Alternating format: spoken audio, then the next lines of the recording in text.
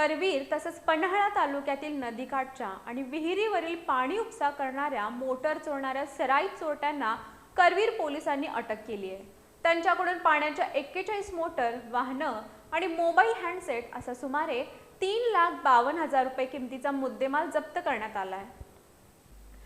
कोल्हापूर जिल्ह्यातील विविध गावांसह करवीर आणि पन्हाळा तालुक्यातील नदीकाठी आणि विहिरीवरील असलेल्या पाण्याचा उपसा करणाऱ्या मोटार चोरीला जाण्याच्या घटना सातत्याने घडत होत्या।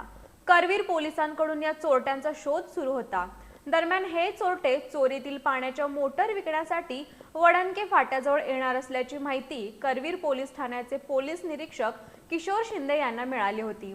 त्यानुसार पोलिसांनी या ठिकाणी सापळा रचला होता। या ठिकाणी एका कारमधून आलेल्या 4 संशयितांना पोलिसांनी पकडलं। त्यांच्याकडे सखोल चौकशी केली असता ते सराई चोरटे असल्याचं उघड झालं। पोलिसांनी त्यांच्याकडील गुन्ह्यात वापरलेली वाहनं, त्यांनी चोरलेल्या पाण्याच्या 41 मोटर आणि मोबाईल हँडसेट असा सुमारे 3,52,000 रुपये किमतीचा मुद्देमाल जप्त करण्यात आलाय। या चोरी प्रकरणी सांगली जिल्ह्यातील लिंब आळते इथला सुनील सुभाष जाधव, हातकणंगले तालुक्यातील रुकडी इथला सूरज बाळू लोखंडे, सांगली जिल्ह्यातील रेणावी इथला सूरज संपत गुजले आणि हर्षद विकास पाटोळे या 4 सराई चोरट्यांना पोलिसांनी अटक केली आहे।